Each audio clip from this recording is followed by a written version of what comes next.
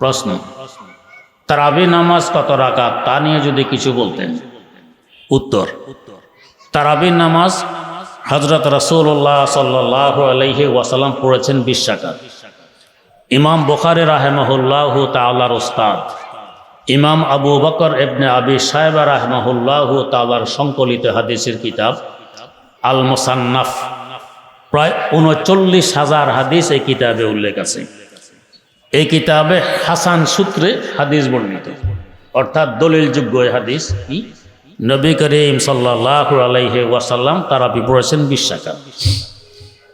এখানে আমার আহলে হাদিস ভাইয়েরা বলে এই হাদিসটি জাল, এর উপরে আমল করা যাবে না। বাস্তবে হাদিসটি হাসান, জাল নয়। এখানে প্রশ্ন, আহলে হাদিস ভাইয়েরা জানাজার নামাজে সূরা ফাতিহা পড়াকে ফরজ বলেন। সূরা ফাতিহা না পড়লে নামাজ হবে না। আব্দুর রাজ্জাক বিন ইউসুফ আসেন একজন, আব্দুর রাজ্জাক বিন ইউসুফ সাহেব ওনার এক প্রশ্নের জবাবে দেখলাম, প্রশ্ন করলো জানাজার নামাজে সূরা ফাতিহা পড়া কি? জবাব দিলেন, জানাজা মানেই ফাতিহা, অর্থাৎ ফাতিহা না পড়লে জানাজা হবে না। হাদিসে আছে ঠিক 20 রাকাতের হাদিস যে সূত্রে, সূরা ফাতিহা জানাজার মধ্যে পড়ার হাদিসও সেই সূত্রে, কোনো ব্যবধান নেই, মিনুআন একই সূত্রে। তো 20 রাকাতের হাদিস তারাবির আসলে যদি এটা মওযু হয়, জাল হয়, তো ফাতিহার হাদিস আসলে জাল হবে না কেন? আর যদি হাদিসের উপরে ভিত্তি করে সূরা ফাতিহা জানাজায় পড়া ফরজ হয়, তাই তারাবি 20 রাকাত পড়া সুন্নতে মুআক্কাদা কেন হবে না? তাদের উপরে প্রশ্ন থাকে। 2 নম্বর, ওনারা তো দমে দমে ইমাম বুখারী রহমতুল্লাহ আলাইহির তাসবিহ পড়ে।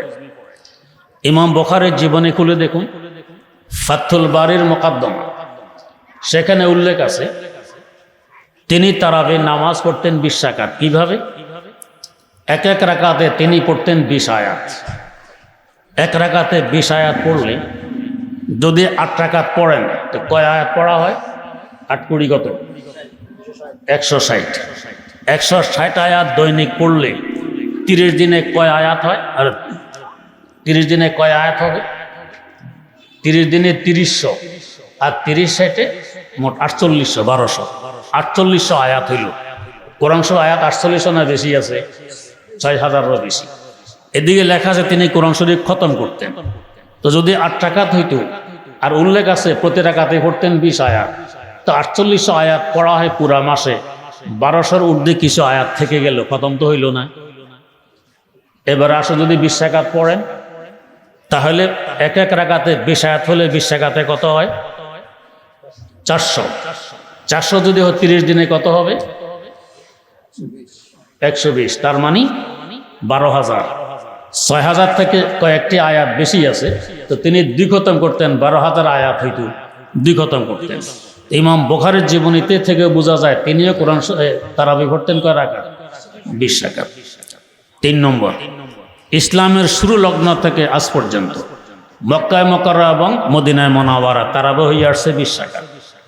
করোনাকালীন সময়ে প্রয়োজন বোধে 10 রাকাত পড়া হয়েছে, তাও 8 রাকাত হয়নি, 10 রাকাত হয়েছে। 4 নম্বর, ওনারা 8 রাকাতের দলিল হিসেবে যে হাদিসটি পেশ করেন, হাদিসটি বুখারী শরীফ কিতাবুত তাহাজ্জুদে উল্লেখ আছে। তার মানে ইমাম বুখারীর দৃষ্টিতে 8 রাকাতের হাদিসটি তাহাজ্জুদের, এটা তারাবি নয়। ওনারা বলেন তারাবির, মানে বুখারীও বোঝেন না, ওনারা একটু বেশি বোঝেন। 5 নম্বর, যে হাদিসে 8 রাকাতের কথা আছে কিয়ামুল লাইল, এই হাদিসে বিতির 3 রাকাতের কথাও আছে একই হাদিসে। তাহলে প্রশ্ন, আপনারা বিতির 1 রাকাত কেন পড়েন 3 রাকাত বাদ দিয়ে? তো যে হাদিস দিয়ে তারাবি 8 রাকাতের দলিল দেন, এই হাদিসে বিতিরে 3 রাকাতের কথা আছে, এখানে কেন 1 রাকাত পড়েন? তো হাদিস তো আপনারাও মানলেন না, আমাদের দোষ কি? 6 নম্বর, যে হাদিস দিয়ে 8 রাকাতের দলিল দেন, এই হাদিসটি আয়েশা রাদিয়াল্লাহু তাআলা আনহার কথা। তিনি বলেন নবী রমজানে এবং রমজানের বাইরে কখনো 8 রাকাতের বেশি পড়তেন না।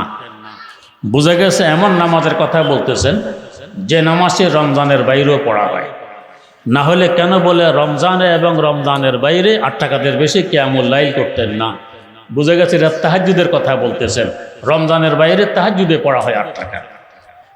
যদি এই নামাজ দ্বারা তারাবি উদ্দেশ্য হয়, আহলে হাদিস ভাইদের কাছে প্রশ্ন, তারাবি শুধু রমজানে কেন পড়েন? বাইরে 11 মাসের কি দোষ? যে হাদিস দিয়ে 8 টাকাতের দলিল দিতেছেন, এই হাদিসে বাইরের 11 মাসের কথাও আছে, 11 মাসে কেন পড়েন না? 8 নম্বর দলিল, একটা কমন সেন্স। ধরুন আপনারা এখন আছেন উত্তর মাদানীনগর, গুলিস্তান যাবেন, ভাড়া কত জানা নেই, বাস ভাড়া কত? একজনকে জিজ্ঞেস করলেন, ভাই গুলিস্তানের বাস ভাড়া কত? উনি বললেন 8 টাকা। আরেকজনকে জিজ্ঞেস করলেন, ভাই গুলিস্তানের বাস ভাড়া কত? উনি বললেন 20 টাকা। বলেন তো, ঘর থেকে বের হওয়ার সময় পকেটে 8 টাকা নিয়ে বের হবেন না 20 টাকা নিয়ে বের হবেন? 20 টাকা।